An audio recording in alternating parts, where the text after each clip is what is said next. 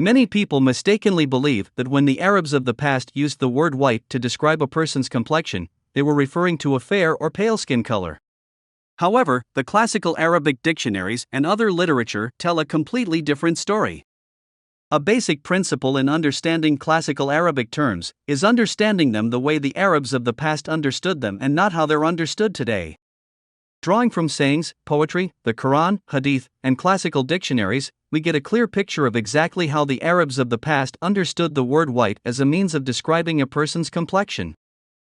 Ibn Mandhar, author of the most comprehensive Arabic dictionary, Lisan al-Arab, completed in the year 1290, says, "When they say that a person's face is white, they mean that his complexion is free from marks and a type of blackness that is unattractive." He goes on to quote in his dictionary, "The Arabs do not say a man is white to mean that he is white in color. It is only said to mean that the person is pure and free from any defects." So if the word white was not used to describe the complexion of who we would call a white person, what was? Ibn Mandhar provides the answer in the very same dictionary when he says, "A white person was called a red person because of the Arabs' view of vitiligo as an evil omen." 15th century scholar Ibn Hajar provides further explanation for this in his famous book Fath al-Bari, wherein it says, "The Arabs call a white-skinned person red because of their distaste for the word white due to the fact that it resembles vitiligo." I understand that this may be confusing for some people to understand. Let's look at it this way. Elephantiasis is a medical condition that causes certain body parts to become enlarged, such as with this woman. It would be inappropriate, rude, and heartless to describe her leg as big and fat, even though that's clearly the case. Describing it as such might also create a mental image that a squeamish person may not be able to stomach. Now imagine coming from a culture that is superstitious and believes describing the very nature of the illness in such explicit terms may cause one to become afflicted with it. This is how the Arabs were about this specific color.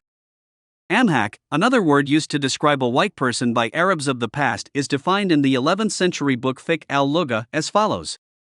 If a person is white without any redness, meaning red earth, mixed with his whiteness and is not radiant, but instead has a complexion like gypsum, then he is amhak. This is what raw gypsum looks like.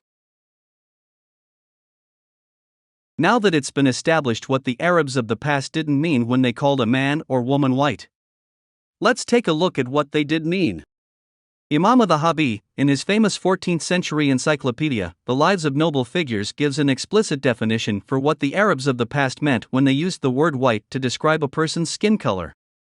He said, "If the Arabs said someone is white, they mean that he is a spelt color with a black appearance." The word being translated as appearance is the Arabic word hilya, which can also be translated as a garnishment or ornament. In other words, it's that which goes on top of something. In this case, it's a black coating that goes on top of a spelt color such that two colors can be seen simultaneously. The person with this color can appear to be both relatively dark-skinned and relatively light-skinned given the environment. Ibn Hajar also says in his book Fath al-Bari, "And the Arabs might call one person both white and brown." He then goes on to mention how the famous companion and house servant of Prophet Muhammad, peace be upon him, named Anas, described him as both white and brown. Take a look at this man. Can you see how his complexion fits this description perfectly? It represents a spelt color covered in what one might describe as blackness. If he stood next to a person with very black skin, he would appear to be very light. However, if he stood next to a pale person, he would appear to be dark.